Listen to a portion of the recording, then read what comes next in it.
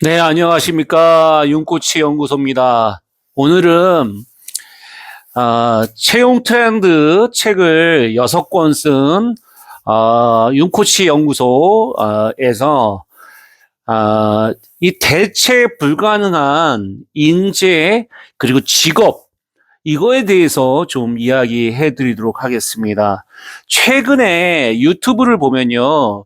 특히 이 딥시크가 개발돼서 이 중국의 딥시크가 개발되면서 챗GPT를 지금 위협하고 있는 상황입니다. AI가 나타나면서 어떻게 보면 직업이 사라진다라는 이야기도 많이 하고 있고요. 또 어떤 직업이 정말 대체 불가능한 직업이냐라는 질문을 많이 해주셨어요. 그거에 대해서 정리해 드리도록 하겠습니다. 여러분들 잘 아시는 이 화이트 칼라, 이 직원의 미래는 우버 운전기사보다 더 위협받고 있다고 합니다. 아직 자율 주행차는 없지만 AI는 보고서를 쓸 수 있기 때문입니다라고 여러분들 이 로봇의 지배 인공지능이 모든 것을 바꾸는 방법의 저자 이 마틴 포드가 BBC에서 말했습니다. 정말 어떻게 보면요, 이 AI나 그리고 로봇이 결국에 우리의 직업들이 대체될 수 있다라는 두려움을 많은 사람들이 갖고 있더라고요. 그래서 어떤 부분들이 이런 부분들을 하고 있는가 우리 보면요. 특히 나버스 포럼의 보고서 같은 경우에도 이런 얘기를 하고 있습니다. 많은 경우 더 많은 교육을 받은 가방끈이 긴 어떤 이 지식인이나 이 지식 노동자라고 하죠. 이분들은 가장 적게 교육받은 근로자보다 더 큰 위협을 받게 될 것이다. 옛날에는 내가 알고 있는 이 지식이 결국에 내가 평생 먹고 살 수 있었던 부분들이 생겼는데 이 지식 노동자들이 이 챗GPT나 이제 딥시크가 나오면서 이것들이 어떻게 보면 대체될 수 있다라는 위험을 많이 받고 있습니다. 호텔 객실 청소를 하는 사람들을 한번 여러분들 생각해 보세요. 그 일이 자동화가 된다는 것이요. 이게 상당히 로봇이 우리가 이 일일이 다 이렇게 올라가면서 사람의 손으로 하는 거하고 이 로봇이 이걸 한다는 것이 쉽지 않습니다.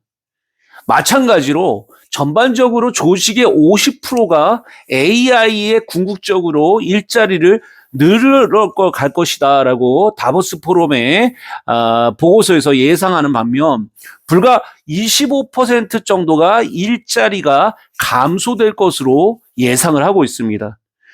이 미래 일자리 보고서에 실시한 설문조사를 보면요.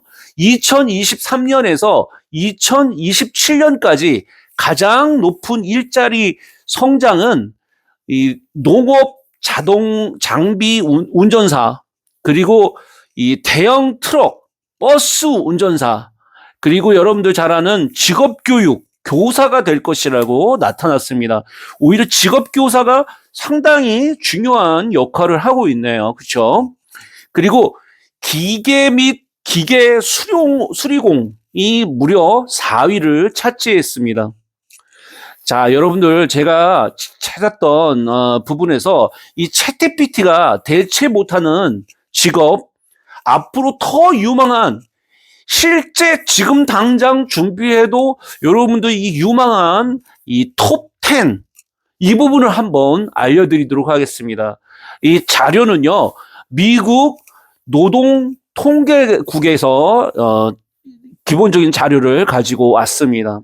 여러분들 챗GPT가 대체 불가능한 부분들을 챗GPT로서 대체 불가능한 것은 뭐가 있을까? 우선은요, 창의성을 갖고 있는 것이면 어떻게 보면 대체 불가능할 겁니다. 창의성. 창의성이 없는 부분들, 이 패턴이 있잖아요. 이 복잡한 패턴이 있는 부분들은 챗GPT나 로봇이 특히 로봇은요, 어떤 부분들을 할 수 있냐면, 우리가 힘으로 하고 있는 육체적으로 옛날에 했던 부분들은 이 로봇이 대체할 수 있어요. 그리고 우리 뇌가 갖고 있었던 많은 부분들은 이제 챗GPT나 AI, 인공지능이 AI나 이 딥시크가 이런 부분들을 어떻게 보면 대체할 가능성이 높아지고 있습니다. 특히 대체 불가능한 것 중에 하나가 사회적인 스킬, 이 소셜 스킬을 갖고 있는, 그리고 정서적 지능, 정서적 측면은 따라하기가 어려울 수 있습니다.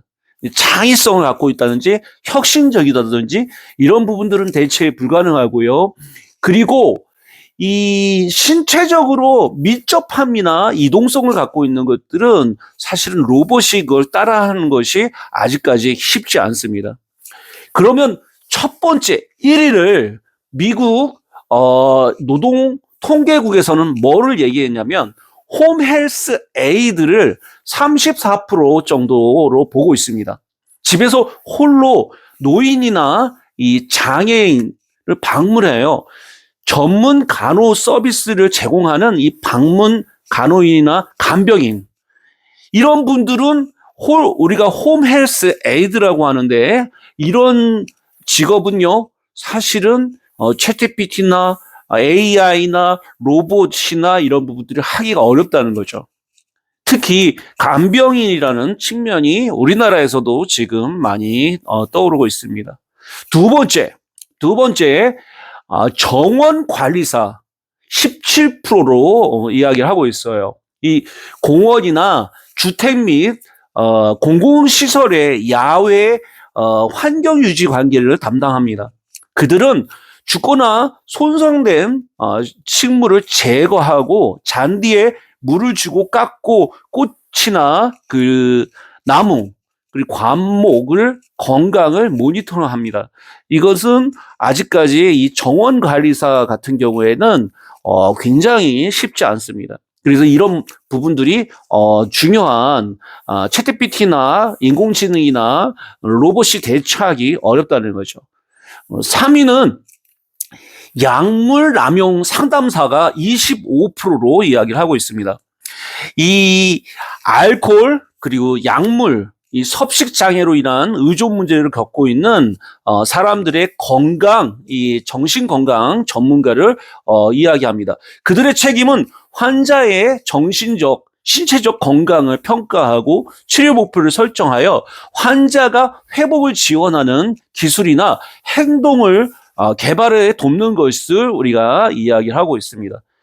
4위는요, 법의학자가 그렇습니다. 이 범죄의 현장을 조사하고 증거를 분석하여 범죄의 수사를 지원하는 일을 담당하고 있습니다. 여러분들 TV에도 요즘에 범의학자가 많이 나오고 있죠.